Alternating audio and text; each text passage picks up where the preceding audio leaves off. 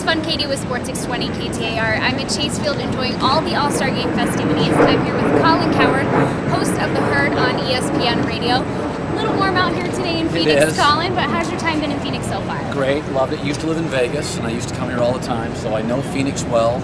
Been to a lot of Sun games and Marley's, and went to the Arrogant Butcher last night and ate, and I've always loved Phoenix. Ryan Lindsay was my producer at ESPN, and he now works at 620, so that's just it's a place that I've got friends and a place I like. Mm-hmm. So we're here for the All-Star Game. Any surprises so far with any of the festivities or the celebration? No, I mean, Phoenix has always kind of struggled with its downtown, so I think it's good. I mean, anytime they can get events that push people downtown in Phoenix, I think it's a good thing. Not really surprised. I mean, there's a lot of guys missing this All-Star Game. I think it's coincidental mostly. I think Derek Jeter not playing is kind of a bummer for people here. There's a lot of Yankee fans and a lot of Cub fans in Arizona. People who smarten up and decide I want to live in warm weather. So you've got a lot of these northern stars and northern fans here. So I think that's kind of a bummer. Well, I host a segment on the Doug and Wolf show called Getting Social with Fun Katy, where we have listeners tweet in or post on our Facebook page some questions. Okay. So we have a couple of listener questions for you. Oh, sure. First one is, true or false, LeBron James will win a championship in his NBA career? Yes, he will. I don't think he'll win a bunch. It's hard to win. I mean, God, the Lakers were favored this year and got beat. Dallas was great for years and finally won. So it's hard to win in the NBA. Boston put those great stars together and got one. So I think he'll probably win 1 to 2. He'll never beat Jordan, but that's better than most guys that play. Barkley never won a ring. Suns have never won, and they've been great forever. So Phoenix is a great example of how hard it is to win. So you've done a lot of cool interviews over the years. Is there one, maybe athlete or coach or someone that you haven't had a chance to interview yet that you want to? Actually, you. This is really the one interview I have been. I would say, no, I mean, I got Jordan. Not really. I pretty much, not because I'm a great journalist, but I think I've worked so long that I've interviewed virtually anybody. Barkley's always funny. I've had one interview with Derek. I've never had A-Rod. Okay. A-Rod would probably be a guy I'd like to talk to. Okay, so we did get a couple of questions. Who's your biggest man crush right now? Tom Brady. Tom Brady, okay. I don't have, by the way, you like him too. Don't kid yourself. Not gonna lie, yeah. I think he kind of embodies kind of what you'd want your quarterback to be, is that he works hard. He's got kind of a working class guy mentality, but like elite talent. And a lot of stars don't connect to the fans, but I mean, he plays like he's barely making the team, and I just love that about him. And I love the fact that he was passed over by so many teams, and he still plays with a chip on his shoulder.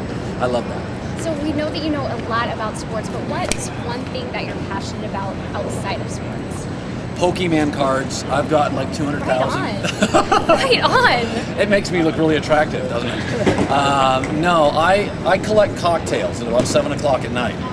That's about it. I'm not a collector. I collect children.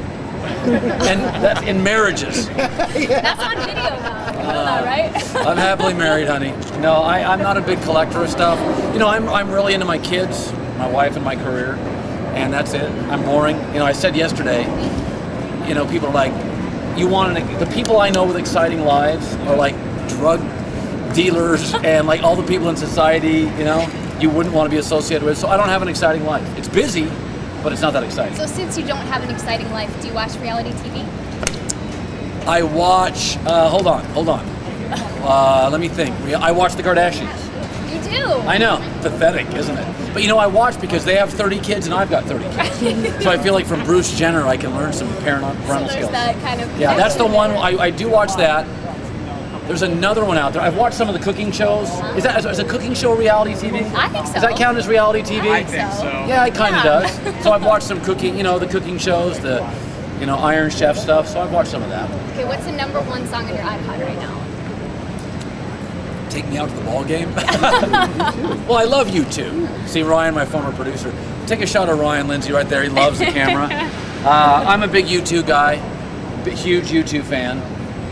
What else do I like? No, that's about it. I listen to, you wouldn't believe this as an old man, but I literally listen to top 40 music. Really? I don't know. It's so Katy Perry.